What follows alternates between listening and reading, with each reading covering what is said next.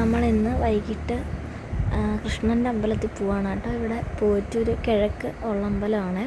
പോകുന്ന വഴിക്ക് ഇങ്ങനെ സൂര്യാസ്തമനം കണ്ട് വയലാണ് രണ്ട് സൈഡിലും. ഇപ്പം ഇത് ചെയ്തിട്ടേക്കുവാണ്. ഇതാണ് അമ്പലം. അമ്പലത്തിലിങ്ങനെ നമ്മൾ ഇത്രയും പടി കയറി ചെല്ലുമ്പോൾ നമുക്ക് നമ്മുടെ കൃഷ്ണനെ കാണാനായിട്ട് പറ്റും. പിന്നെ ഞാൻ കുറച്ച് അർച്ചനയൊക്കെ എഴുതിക്കാനുണ്ടായിരുന്നു, അതെല്ലാം എഴുതിച്ച് കൊണ്ടു കൊടുത്തു. കൃഷ്ണനോടെല്ലാം പ്രാർത്ഥിച്ച് പ്രസാദമൊക്കെ മേടിച്ച് പ്രസാദമൊക്കെ ഇട്ട്, പിന്നെ ബാക്കി അവിടെ കുറച്ച് ദൈവങ്ങളുണ്ട്, അവരെയൊക്കെ തൊഴുതിട്ട് പിന്നെ നമ്മൾ തിരിച്ച് വീട്ടിലോട്ട് ഇറങ്ങി. ഞാൻ ഒറ്റയ്ക്കേ ഉണ്ടായിരുന്നുള്ളൂ, അതുകൊണ്ട് വീഡിയോയിൽ ചിലപ്പോൾ ഷേക്കൊക്കെ കാണും. ഇതാണ് അമ്പലത്തിൽ ഇറങ്ങി വരുമ്പോൾ നമ്മൾ കാണുന്ന കാഴ്ച. നല്ല രസമുണ്ടായിരുന്നു തിരിച്ചു പോകുമ്പോൾ. പിന്നെ ഫുൾ രണ്ട് സൈഡും ഇങ്ങനെ വീടൊന്നുമില്ല, ഫുൾ ഇങ്ങനെ റബ്ബറായിരിക്കും.